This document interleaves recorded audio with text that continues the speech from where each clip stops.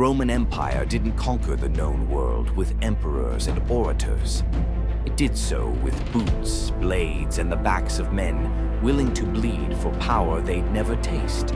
But not all remained nameless. In every legion, a few rose from the dirt, earned rank, respect, and authority, from simple foot soldier to centurion. This is the brutal path to power in the Roman army.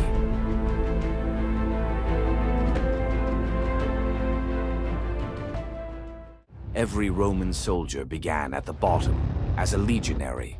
Most were between 17 and 25, drawn from Roman citizens or allies promised land and pay in exchange for service. Training was relentless.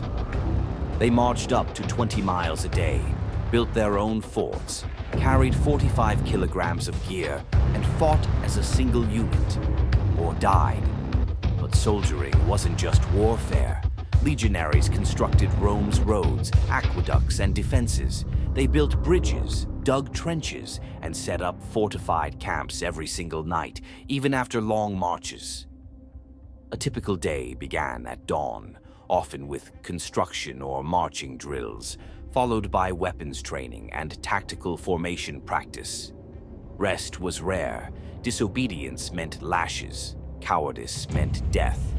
For most, this was a lifelong sentence, 20 to 25 years of grueling service with a hope, just a hope, of retirement and land. But a rare few wanted more than land. They wanted the red crest of the Centurion.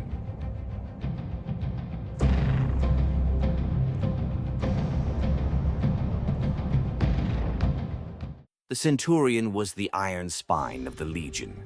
Not a general, not a noble, but a front-line officer who led 80 men into battle and brought most of them back alive, or died trying. Centurions were known by their transverse crests, helmets plumed side to side, and by the vites, the vine staff they used to enforce discipline.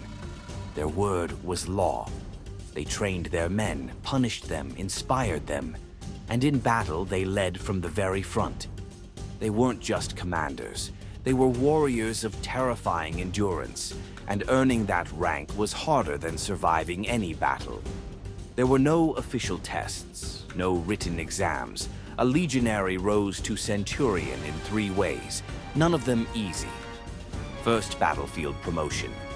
In the chaos of war, when officers fell, a brave and competent soldier could seize command.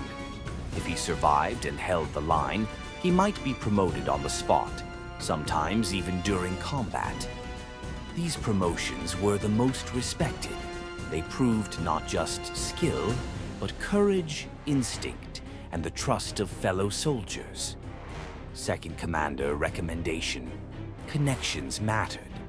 A general or senior officer could recommend a soldier for promotion, often based on years of dependable service or an act of loyalty. But these promotions sometimes came with resentment. Favoritism could breed jealousy, and jealousy in the Roman ranks could be fatal. 3. Internal promotion. Through the ranks, the most common path was slow. A legionary might first become a tesserarius, guard commander, then an optio, deputy to the centurion, learning the craft before earning the full rank. Each step meant more responsibility, more risk, and more scrutiny. The higher you climbed, the more others wanted your place. No matter the path, one truth remained.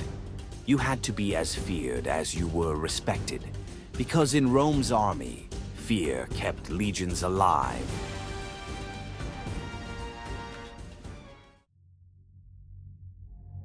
With power came sacrifice.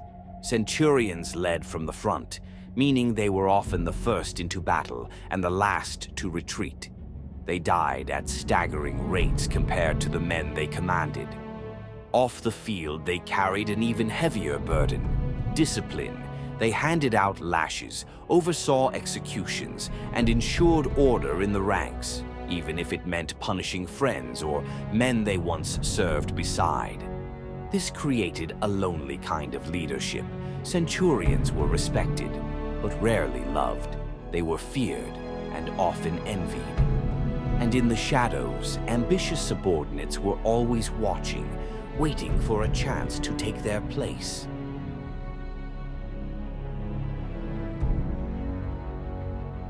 At the very top of the Centurion hierarchy stood the Primus Pilus, the first spear. This was the highest-ranking Centurion in a legion, often advising generals and commanding elite troops. Only one man per legion held the title, and earning it could lead to serious wealth, political access, or even social advancement into Rome's equestrian class. Some retired with land, others with legend.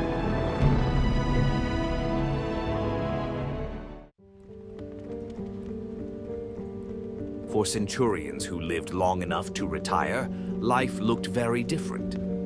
Many were granted land, especially in newly conquered provinces, becoming wealthy landowners or respected figures in local communities. Some were even promoted into the equestrian class, gaining access to elite political circles in Rome, despite being born as commoners. Others were invited to join elite administrative positions, running provinces or training future soldiers. But not all centurions aged peacefully. Some never adjusted to civilian life. Haunted by years of war, they lived and died by the sword, because it was the only world they ever knew. The journey from legionary to centurion wasn't just about rank. It was a test of pain, patience, and unbreakable will. A soldier had to survive Rome's enemies, and Rome itself. And those who did became more than men. They became the sword and spine of the empire. If you want more epic journeys through ancient history, subscribe. Here, we don't just explain the past, we bring it back to life.